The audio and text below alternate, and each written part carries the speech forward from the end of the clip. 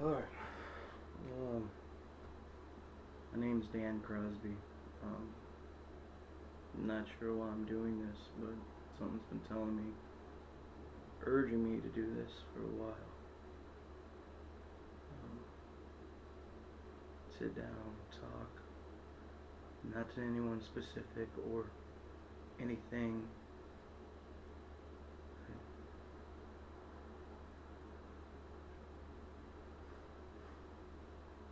It just feels like I gotta get something off my chest.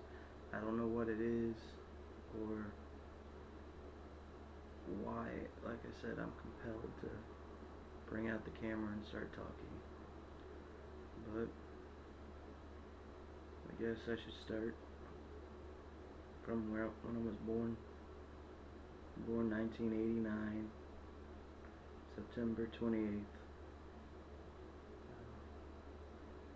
I would say it's something like it was a Thursday, but I don't know.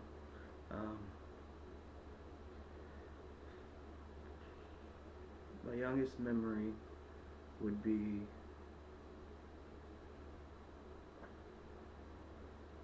I think crawling around on the kitchen floor in this house that we had that had an upstairs.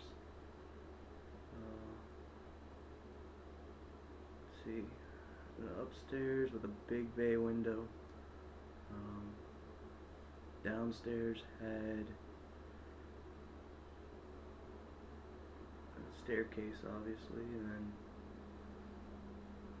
right in front of the staircase there was the front door.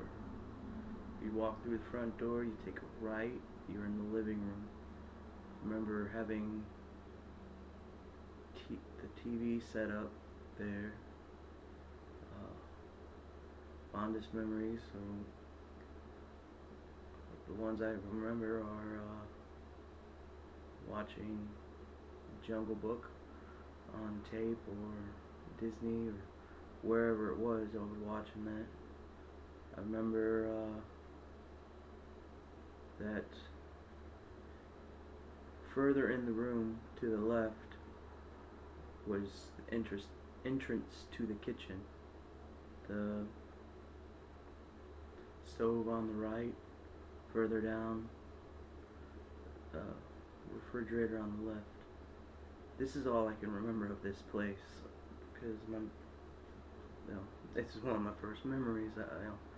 I just remember crawling around below the height of the door of the stove. Then from there, it fades out for a couple of years. Then the next memory, I remember it's raining outside, so we're inside. I'm not sure where we're at. I believe it's still Minneapolis, Minnesota, and it's raining outside. My mom's at work, my dad's at home with us, and we're playing on the beds. There's two beds set up by one beside each other, and all the kids, my older brothers and sisters, they're jumping back and forth between the beds. It looked like a big gap for my age. I don't know how far they were apart,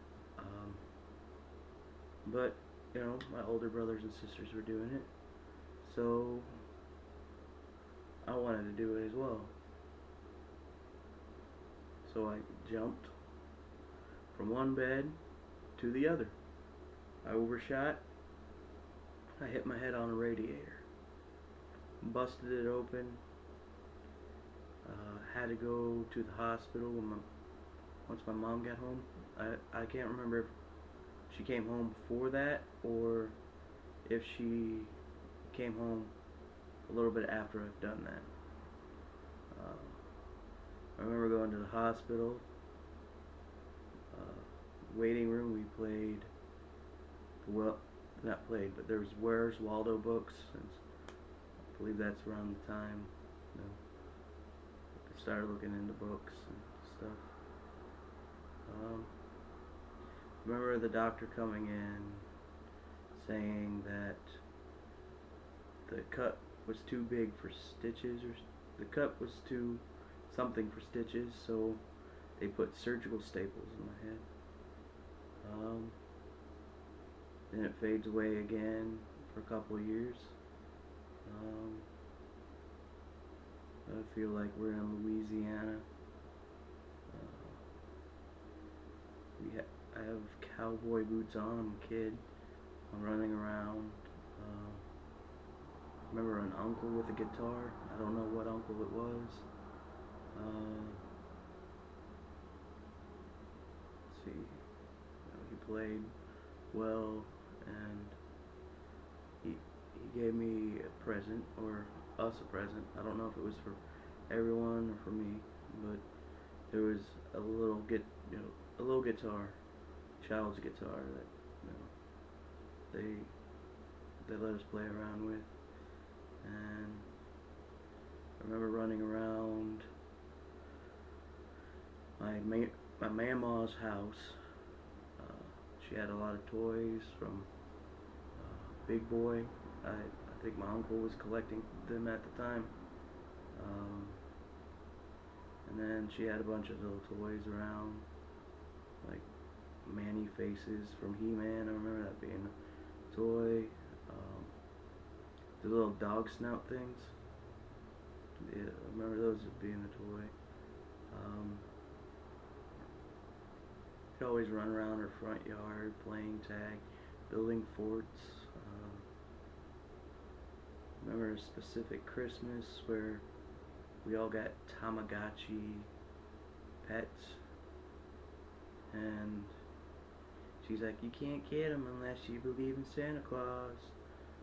And our parents are the ones who bought them for us, as I remember. But it was what it was.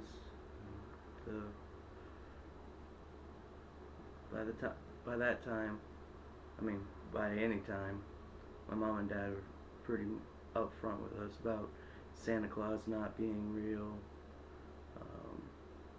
No Easter Bunny, Tooth Fairy. We all knew that was a load. We were taught about Jesus and the Bible, and we didn't go to church that much, but when we did, it always was like for help with something, or food, or I don't know what else, but we'd always went for a different reason than just to go to church. So growing up, church seemed more like we have to do this thing because of this reason or that reason. We don't go to church because churches are full of people that may not be all good. Now, excuse me. From there, I remember being in Casper, Wyoming. We were there for a bit. There was that house. We walked in. It was the front room. In front of it, if you continue going straight, you'll come to a little fork in the road. One to the right was the boys' bedroom, left the girls'. The middle was the restroom. I remember having bunk beds there, even though it seems like me and my brother Noah always slept with my parents, because, we're the youngest or whatever. And then some of the memories I've had there was a time where we had a swing set in the backyard, and we were playing around and everything, and for some reason I climbed the swing set and I pee on my sister's head. She claimed that she's going to get me back someday. She still hasn't. Let's see, I did a lot of stupid things with pee back then, because our neighbor's dog, ironically, his name was Pee-wee, and he peed on me. And this is in the front yard, and I just whipped it out and started peeing on the dog because he peed on me. And I remember it was still around summertime, and got stung in the eye by a bee. And I remember when my older brothers and sisters would go to school, and me and my little brother Noah were home alone with my dad while my mom was at work. We'd play around the house, watch TV. I remember one time we were playing in the garage. We were, again, jumping off things. We were jumping off the car into a tire that was on the ground, because we recently got new tires for the car at the time. I believe it was a Cadillac. So yeah, we wouldn't have been able to hurt that thing. So we were jumping off the car, and then we're about to go in. My little brother won one more time. He jumps off the car, lands on the tire, but his arm hit the concrete, broke it. Had to wake our dad up. He drove to the hospital, got my mom, drove to the hospital. It was broke. Let's see, we were at cast. I believe we're still in cast for this next part. I don't know what timelines on it, but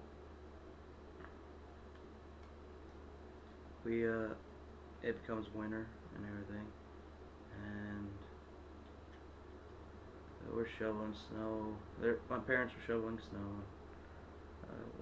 I remember weird things, like they were shoveling snow, and I walked up behind one, and I got hit.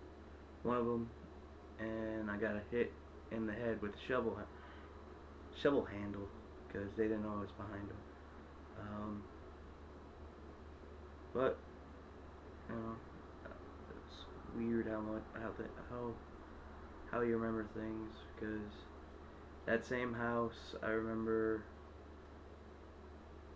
the reason I stopped eating macaroni and cheese.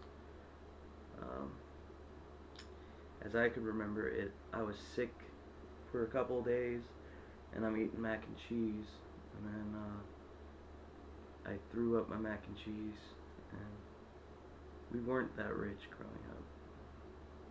So my dad thought I was faking being sick, and he said we couldn't afford me wasting food, and I had to eat the mac and cheese that I just hurled.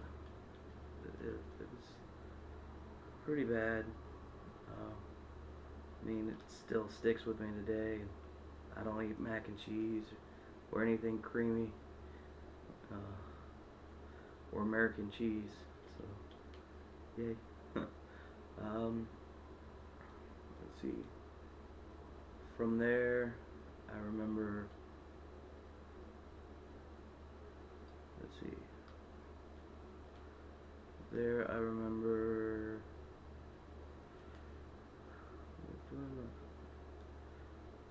I think I'm in like kindergarten, and we're living at my aunt's house, and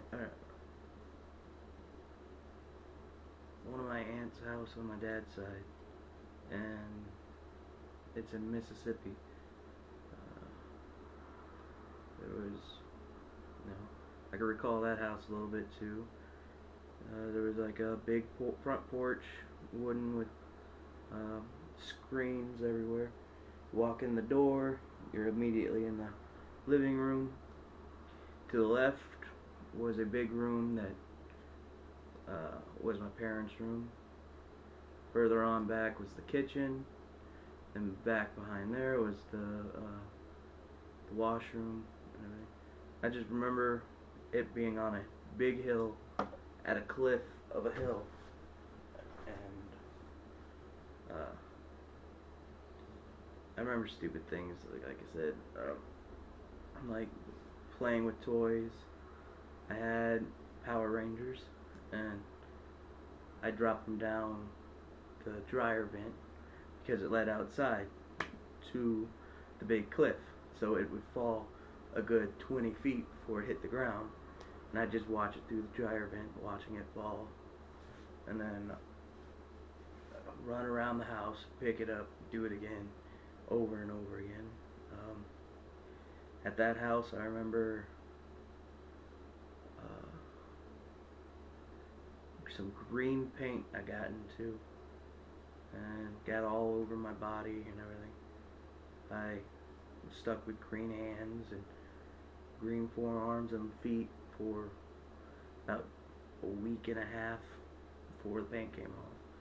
It was some old paint, so I don't know what was in it. Probably lead. I hope not. I mean, can't do anything about it now, but yeah. Remember another time we were in Casper, Wyoming. I just remember because we were in a couple places in Casper, Wyoming. This time we were in an apartment building. My parents had fish, and I wanted to feed the fish like everyone else did, and they would not let me feed the fish because I'd overfeed them and everything. So while my dad was asleep, my mom was at work, everyone else was at school, me and my little brother were hanging around the house because that's what you do when you're a kid, obviously. And I'm eating my Fruit Loops. I'm like, I'm gonna feed those fish. So I go over to the fish tank, open it up, and pour a good amount of Fruit Loops from the bag into the fish tank. Needless to say, the fish died later on. Not too much later on though. Like they died within like a couple days, because by the time everyone got home, everything was all the Fruit Loops were pretty soggy by the time everyone got home. So yeah. Then I remember this really demonic cat. At least I remember the cat demonic was demonic. But this thing would just attack anyone, like claw. Like, I remember trying to pet it, and it ran under a bed, and I went under the bed to pet it some more, and it just clawed the hell out of my face, and you know, from there it get a little bit of stuff.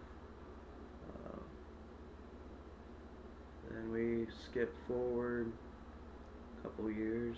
I believe we are in Minneapolis, Minnesota again. It's around 96, 95, somewhere. I'm in first grade. I remember going to see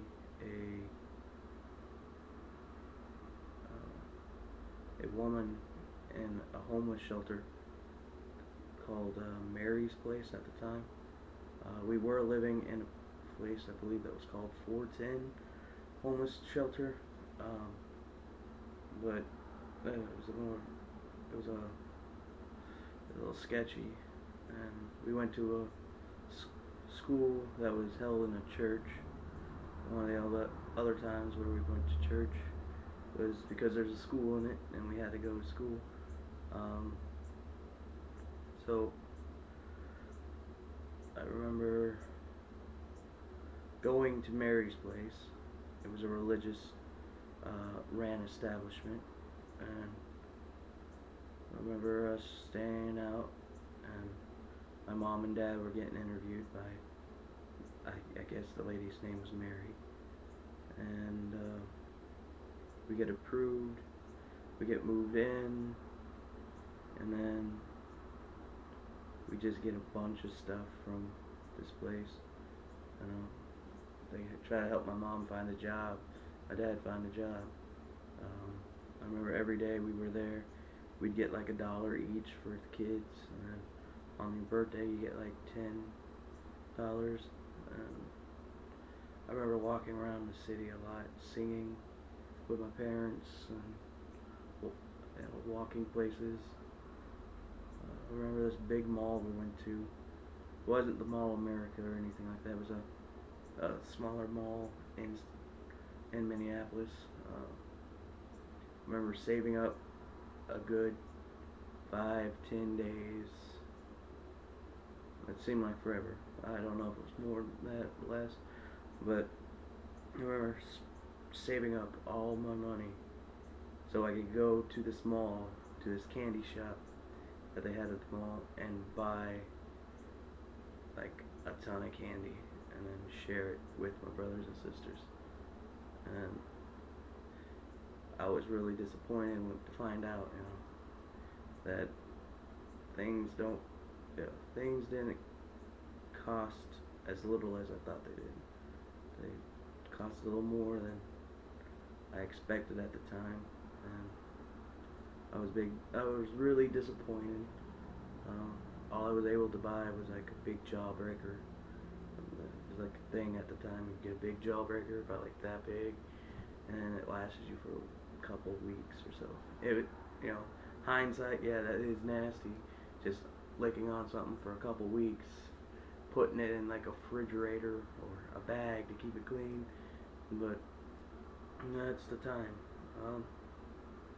Then, remember after that, we went back to Casper, Wyoming,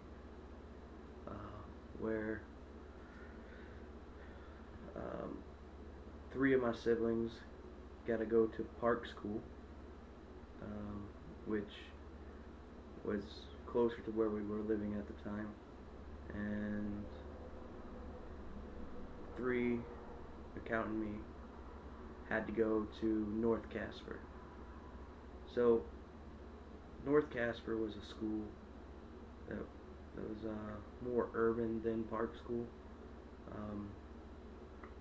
I was in the middle of class, I remember this, because these are all things I remember obviously, but I remember being sat next to a girl that knew nothing about, okay, messed up, I don't know how to do it, so I remember being sat next to a girl that knew, I did it again, that did not know English. Obviously, I don't know how to use English as well, like I was saying. So, and one day, this girl, we're in the middle of class, and these people come in and take her away. And our teacher had to explain that her family was in the country illegally, and she got deported.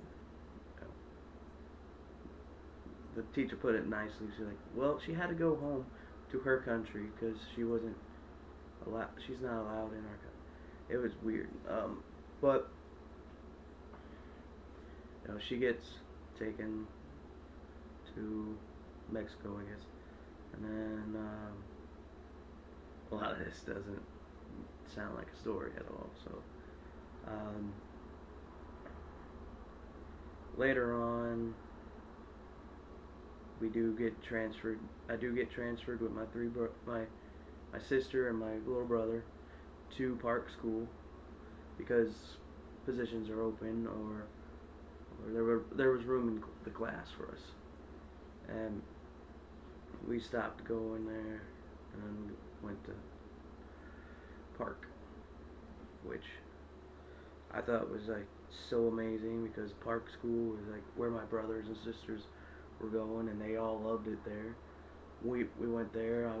I went there. I loved it there. I met up with the neighbor from uh, from years back. His name was Sam. He had the dog named Pee Wee, which I peed on. So we met him. I met him and his sister, and we got back together. Not got back together, but we reconnected, became friends, and played on the playground and everything. I was chose to be one of the people in my class to start learning the Windows system at the time. I believe it was Windows 95 or 98, I can't remember. Probably 95, Windows 95. We had to do hard reboots and stuff like that. Like, what if the mouse is not working? If the mouse is not working, unplug and plug in the mouse, stuff like that.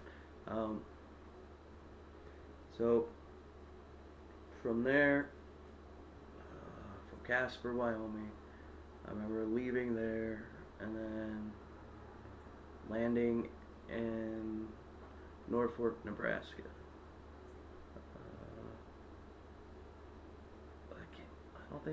I don't know. I'm missing some years there, but I remember leaving a place and landing in Norfolk, Nebraska. We went to a mission there. There was a pastor named Tom. Another church that we went to and relied on to continue living or help us. So there, my parents got a newspaper, started looking for places to live. They found someone in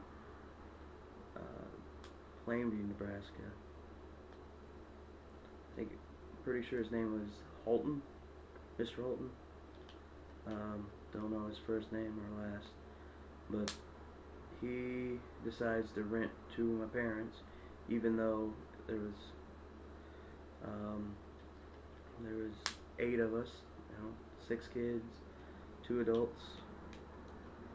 And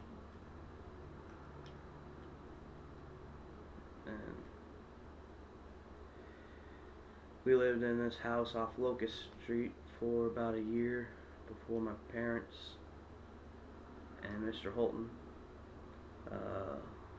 were talking, and Mr. Holton's selling a house, and he was nice enough so they can pay it off with payments, self-financing and everything. So then we moved to a house off King Street in Plainview, Nebraska. It's not there anymore. They tore it down.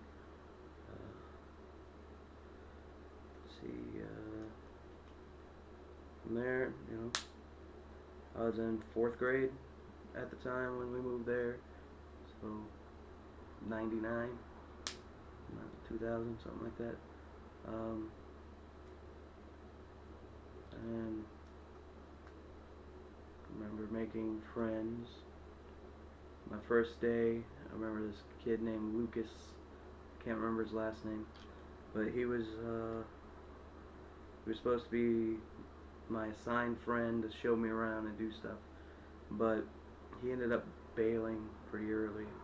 Met a friend named Chris Bevel, and we hung out a lot. And the Ryan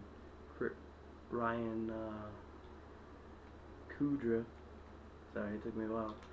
He was already friends with Chris Bevel, and they helped me around, showed me stuff. Like we played in the playground. We hung out after school every now and then, when my parents would allow it. Then we, around 6th grade. I remember we just fell out. You know, we stopped hanging out and everything, and started going to middle school in 7th. So in 7th grade, we went our separate ways. I think Chris became a theater something. Kudra became sports guy. I just stayed in the middle, not doing, trying sports, not trying theater or anything. I just tried sports, didn't like them. So that, that's it for that. Through, and then about the day I turned 16. Alright, 16. This is 2005. Yep, 2005. The day I turned 16, I dropped out. Just drop out. Because that was one of the things my dad told me the first day of kindergarten was, if you don't like school, you can drop out when you're 16. So that's what I did. I dropped out when I was 16. I tried to go back a couple months later because I'm like, oh, I might have made a mistake. But then I went back. I tried to go back, and the way people acted and the way teachers and faculty acted, I decided it was the right decision, and I dropped out again. So for 3 years, from the time I was 16 to 19, I did absolutely nothing. It was just existing. Locked in my room, no friends that came over, no friends that I went to see, stayed in my room.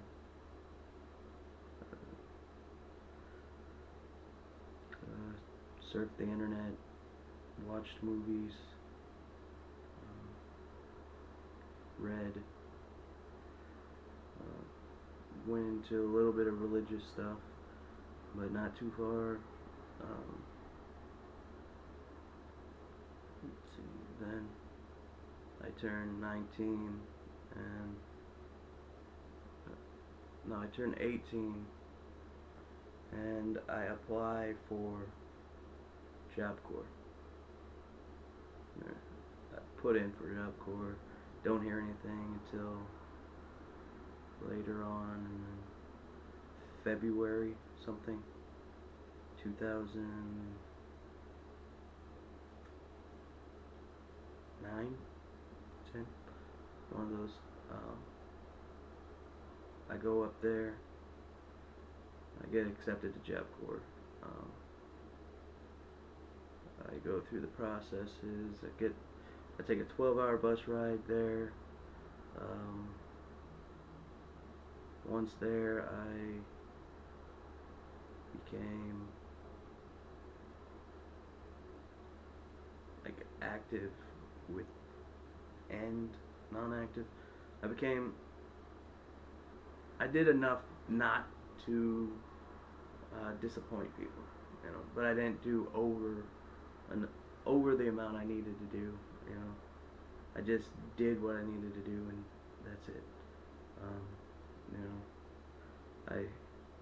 First month I was there, I was lucky enough that, I mean, most people wouldn't call it lucky, but my room leader had recently quit Job Corps. This is like a week after I just got done taking basic leadership, so I was eligible for a room leadership position. Miss Sandy Burge, she came to me one day and asked me if I wanted to be a room leader, and I said yeah. So I got to be a room leader of my own room. That meant to keep basically tabs on 3 people in my room at a time. Make sure they were up on time, make sure their lockers were clean, make sure their beds were made, the room was clean, no contraband, all that stuff. So I did that. In the school district, the school part, I dropped out at 19, or I dropped out at 16.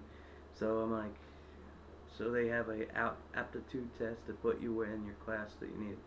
So since I dropped out so early, I thought I was going to be in like group 1 or 2. I ended up being in group 4 because a little bit of reading, because I'm dyslexic and I can't read that well. And so I get put in group 4. I stayed in that about a month after, I showed them I can read the material and take tests on the material. And then I was in group 5. Group 5 was where you take your GED test, and if you don't have your driver's license, take your driver's license, study for driver's license and everything. So I had my driver's license, I didn't have to do that part, but within a week of being in the GED class, I took my test. The teacher said these scores are good enough, so you can just, or my pre-test, you can just go in. And on the following week, I go in and take three of my exams. I pass them, and then take another 3 the next week. I pass those. So within a month and a half of being in their educational program, I got my GED. I scored well enough on it that the state of Nebraska gave me a high school diploma, and then that's it for a bit, because I'm still in Job Corps. I'm room leader. So for my room leader position, I have to adjust I had to adjust students to dorm life. So one of my first couple people were some kids from Thailand. They were a religious group called the Quran, not the Quran, like the Muslim thing, but the Quran. They are prosecuted by their country of Thailand, so they were refugees to America, and Job Corps was a way to help them out financially and get them what they needed as well.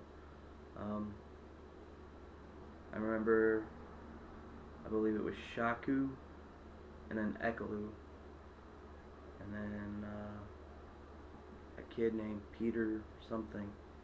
Those were my first 3 that I can remember. Ekalu and Shaku were like the best people that I remember, because they woke up on time, they made their beds, we hung out a lot. Peter Burge ended up dropping out. That's what his name, Burge? I don't think it was Burge, but Peter ended up dropping out. And I'm not doing Burge. Sandy Burge. Okay. So Peter ended up dropping out, and I got a new guy in there. I'm trying to think what his name was. I think his name was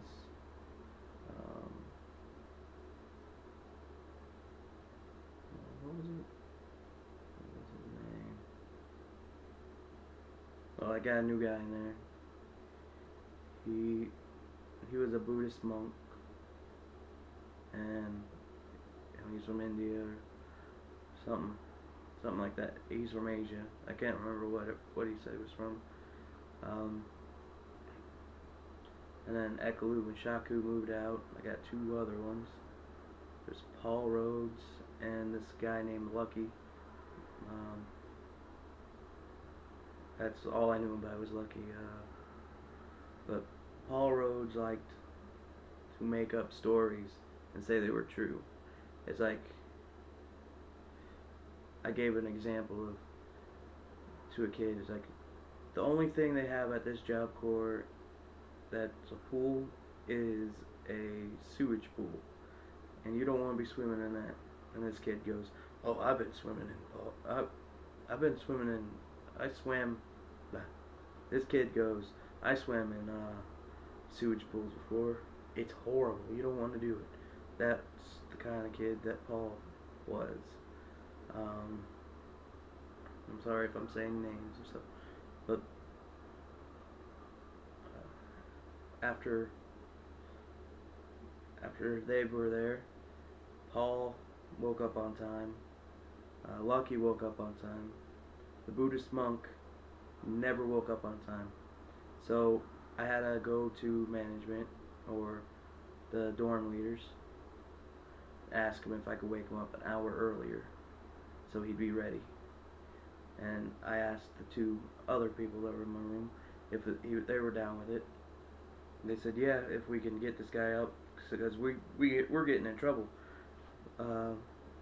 So woke up at 5 a.m. every morning to wake up this guy so he can get up on time and do what he needs to do before we have to go out for the day. And after a month of doing this, he says, do we have to really wake up this early anymore? I go, it depends. Are you going to wake up on time? And he goes, yes, I will wake up on time.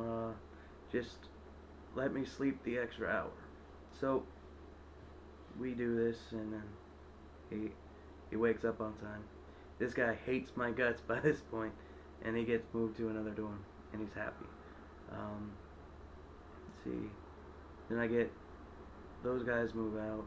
My third bed stays empty for a while, and I get these two African brothers. They were from Somalia, and they stuck together pretty good, you know. And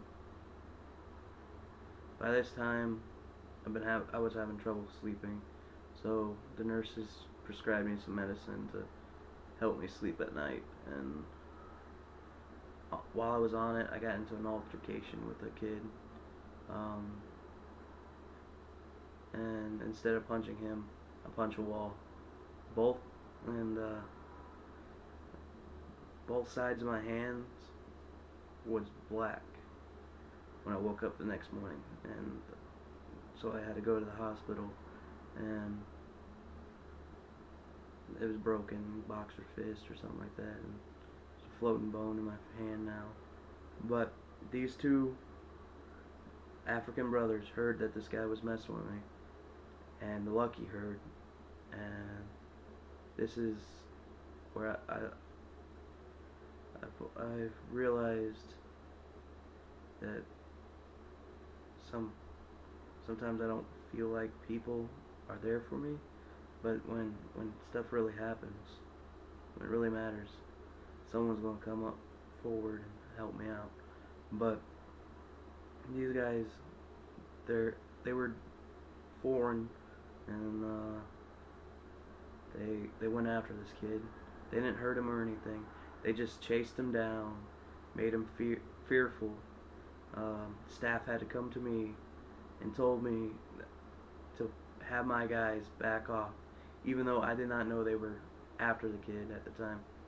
But they told me that I needed to get my guys to back off the student, otherwise I could get in trouble, and they'd get in trouble for threatening a student. So I thank the guys for, I guess, being loyal and defending me, I guess, and I was very appreciative, but I do not want to, I told them I did not want to spark violence or anything. That's why I hit the wall instead of the kid, was I did not want to hurt him, but my anger, I was angry with him. So that was the last time I really got mad. Um, and it's been 6 years since then.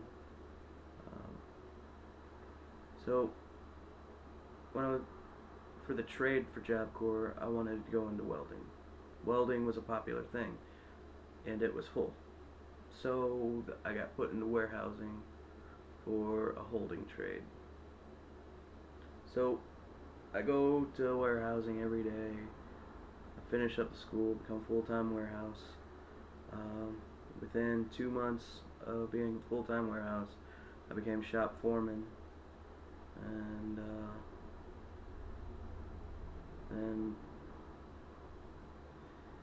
so that gave me points to our scoring system. And by that time, I think I was a platinum member or gold member or some rating system they had there was, bronze, gold, platinum. By then, I think I was gold or platinum. And I had became top 6 in the dorm. Instead of one room, I helped with all the rooms and all the cleaning chores, and basically became an advanced leader in there. After a couple months of that, I got the opportunity to go to the top, the honor house, which was 10 people in a house. Basically making our own rules. Wake up when you want, as long as you're not late for work. Eat what you want, as long as you pay for it. All that stuff. So, after a year of being there, I get within a month of graduating. And in February of that year, my dad dies, and I get a call on the way to Salt Lake City. Get a call on the way to Rapid City to do some job shadowing. We're in a van that my instructor is driving. He gets a call on his cell phone. He pulls to the side of the road and pulls me away from the crowd. He goes, "Dan, I'm real sorry, but they just called me and told me your dad died." My first reaction to hearing this was throwing up. I threw up for a good 5 minutes until I was dry heaving and coughing up blood. I didn't want to believe that my dad was dead, but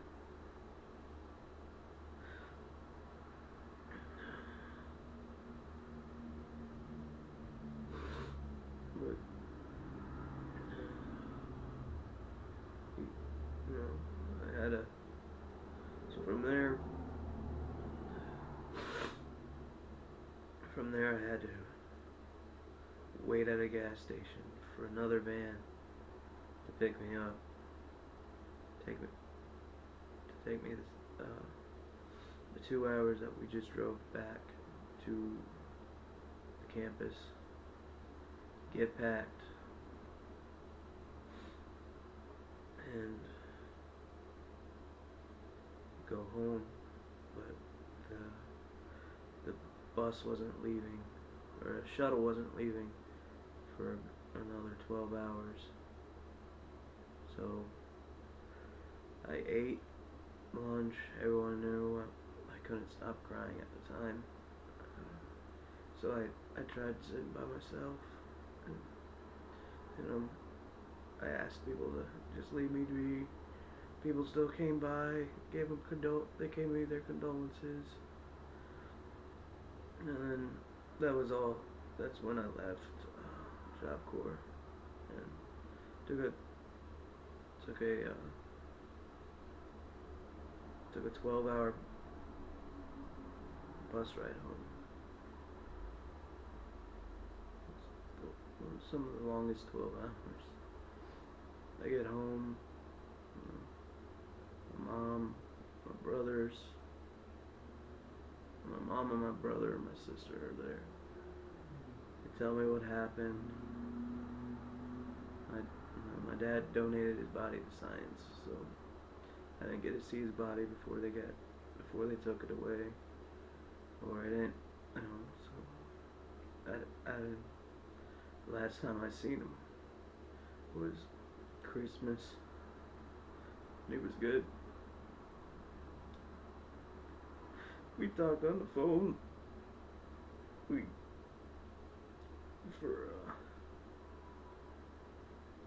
just a couple weeks before his death, and I meant to call him the week before he died, but I didn't. Now I wish I could have.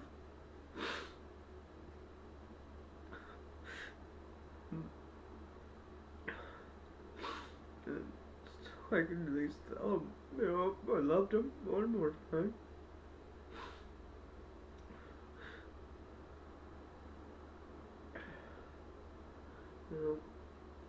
We went to another church that didn't know us at all.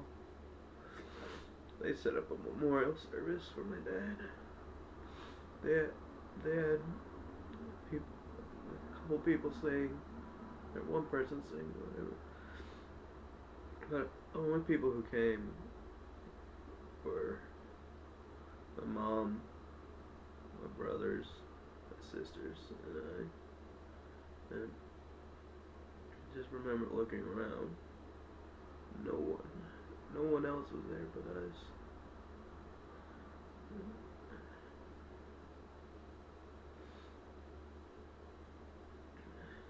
And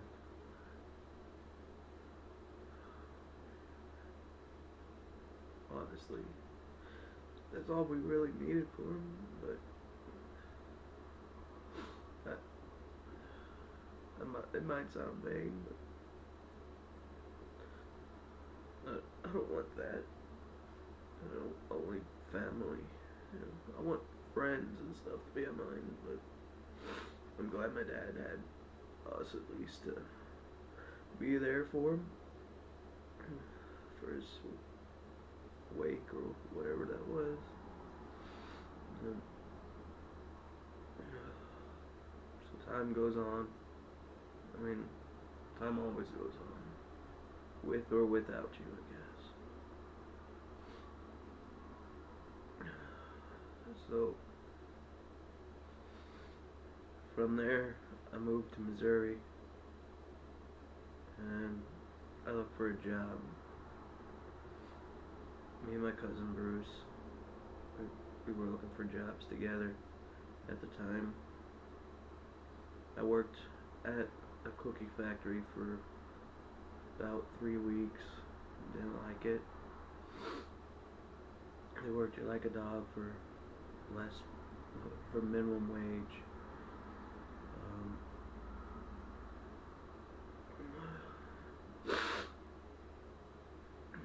Then Bruce, he got a job being a shorter cook, and he's like, hey, my cousin's looking for a job, so he gives me a job at this diner. We worked there for a good, I worked there for a good 4 months before getting another job offer from Walmart and Rolfman Furniture.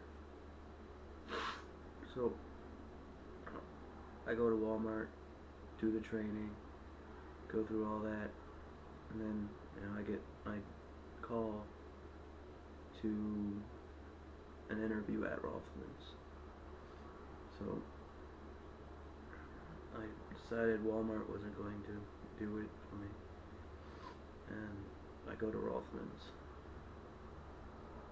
At Rolfman's, I spent 4 years. Made friends there from coworkers. A couple of them are still.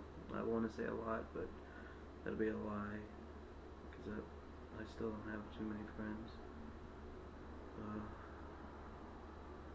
A couple of them are still friends from there. Even though I quit about 6 months ago. So that really brings me up to modern day, you know, modern day now. You know,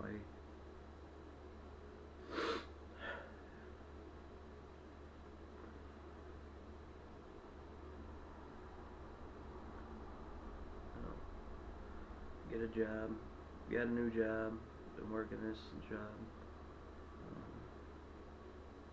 One day I go to church with Bruce, and these two missionaries approach me. It's like, how'd you like it? I go, I liked it. It was pretty informative. I can't say that word right now. It's filled with information. You know, informal. No, not informal. Informational. I don't know why the fuck I couldn't do it. But they said, would you like to learn more? I was a little hesitant, but something told me to say, yeah. And I gave them my name, my number, and a week later, I get a call from, I believe her name was Robertson and Comfort, but I get a call from two female missionaries.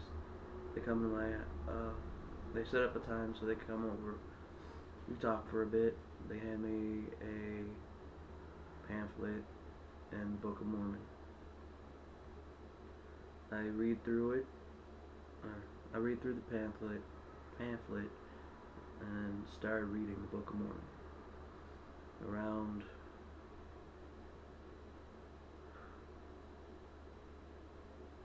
one a.m. I look up, and I'm already on Second Nephi, and I needed to get some sleep, so I stopped reading and got some sleep. By the time the sisters came back,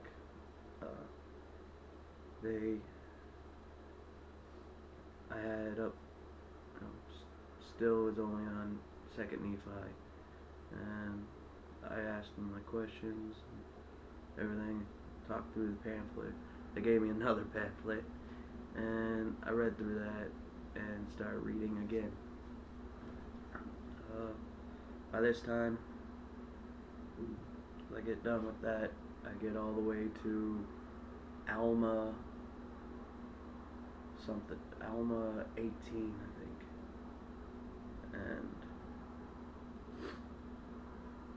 then I go to church on that following Sunday for the first time with them, and they say, how would you like to go to the Singles Award? Would that be a better fit for you? I go, I'll try anything, you know. So then these male missionaries started coming over, and they gave me another pamphlet, and by this time I was Third Nephi. I was pretty far in the book. They asked me if I was willing to get baptized. I said yeah. They set up a date for the 23rd of this month.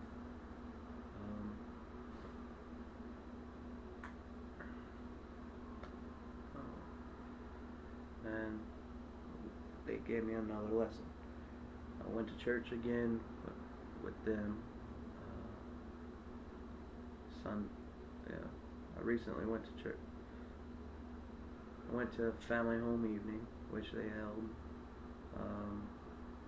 Went there, another lesson, song, all that stuff. Went before that family home evening though. I went to this church in Hazelwood, where I guess they were having a big not congress, but a big meeting of churches, and there was an apostle there. Everyone gave their speeches, and then the apostle spoke. Afterwards, I'm just trying to get out of the building. I come across the apostle. He shakes my hand, and asked me if I got any, I felt it, or got anything out of it. I said, yeah, I could feel it, or felt something, Then later on, I'm still in the building, and he's walking down the hall, and he grabs me by the shoulders. He goes, "Did you feel it? Was it good?" I'm like, "Yeah, it was cool." What do you say to the guy? I'm bad with words already. If you've watched this far, or this is just for me, myself, and I'm bad with words. But I've been getting more into religious things lately. Seeing throughout my life that churches and religion have always been there. Just I never put my faith in them, and they, even though there were times I didn't mention that really stood out and say, "Hey, follow me," and I chose to ignore, instead of following the word, because at the time I knew it, and I knew that sounded crazy, so I thought it was crazy. There's still things I'm hesitant on, but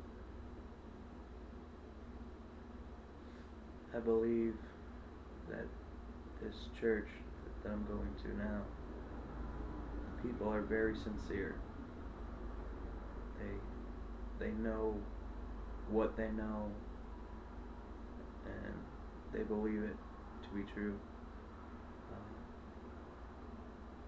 And people the people do not seem fake or phony. They don't seem like they're putting on an act to get more members, or putting on, a smile to act, putting an act on. And we'll just say act over and over. But they don't seem like they're putting an act on. They seem genuine. They don't seem to smile in your face and say other things behind your back. They seem to take what they preach and what they say to heart. And right now, that's where I'm at in my life. It's been inconceivable or whatever, I don't know. Inconceivable. Like I said, for some reason, I felt like I needed to sit down, get something, say something, do something. I know, like I said, not a lot of people may like or trust in things that they don't understand. And that's what I'm trying to do, is understand what's going on, why I'm feeling a compulsion, why I'm feeling a compulsion to do something, to learn more about something and do this. Like, why am I even doing this? I don't know. Something's just telling me to go ahead and make this, or say stuff, even though no one will watch this, like any other thing I've ever made. So I want to say, "Oh, that's cool, that's neat," but honestly, no one's probably ever gonna watch this, so um,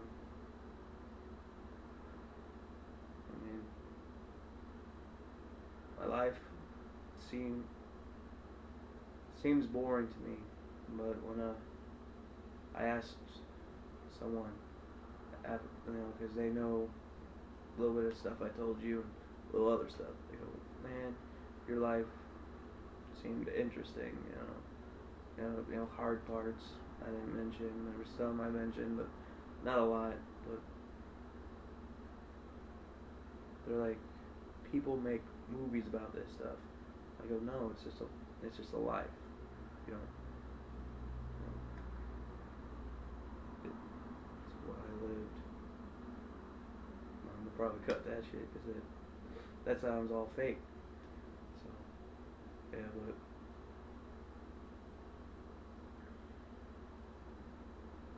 there's so much more than just the stories I say. Because there's a feeling, a depth behind some memories that I can't share, some that I have, but I can't relay full stories, or most of them are just a quick rundown of a story. But it's weird. It's like like I said in the beginning.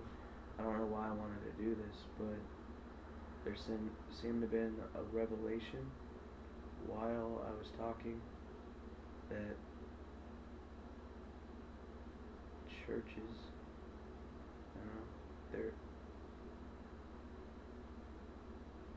there is a God. Jesus did come to earth, and there is salvation. I mean,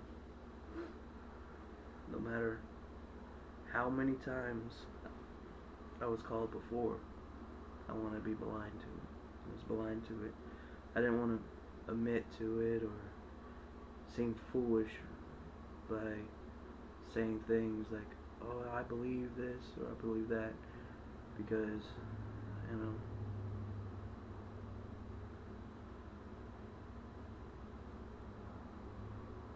people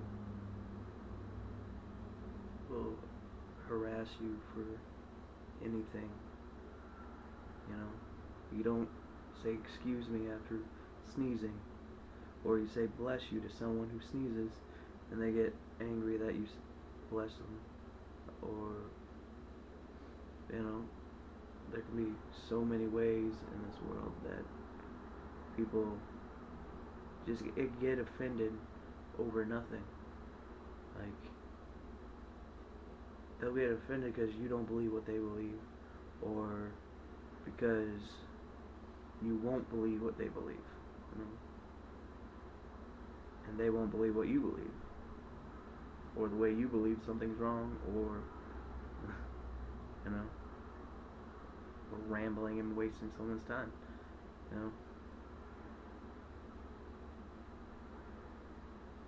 People are flawed in a fundamental and mental way and spiritual way. We're flawed, but the flaws make us who we are, and we just have to continue doing what we believe is good in the world.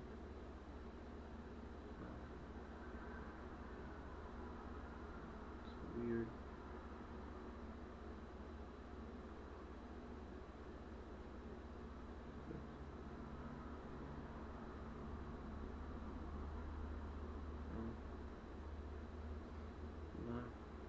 That's all I really have to say right now.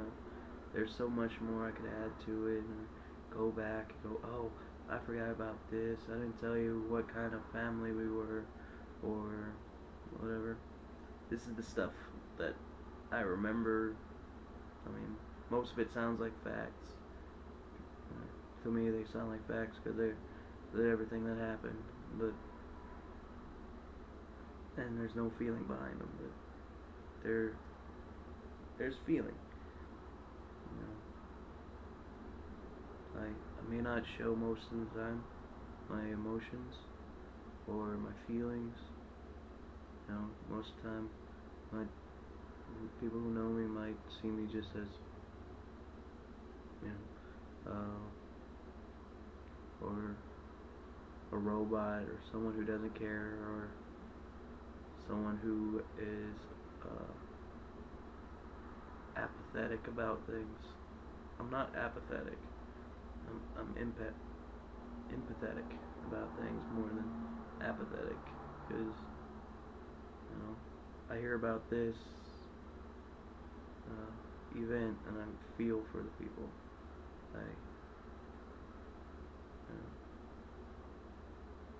I genuinely care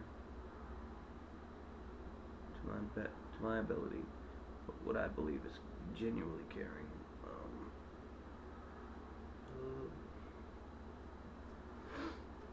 Yeah, it's 5 a.m. in the morning, and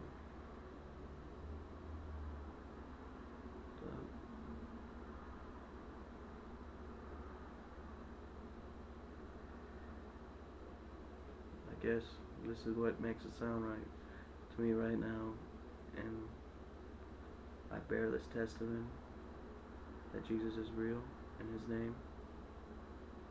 Amen.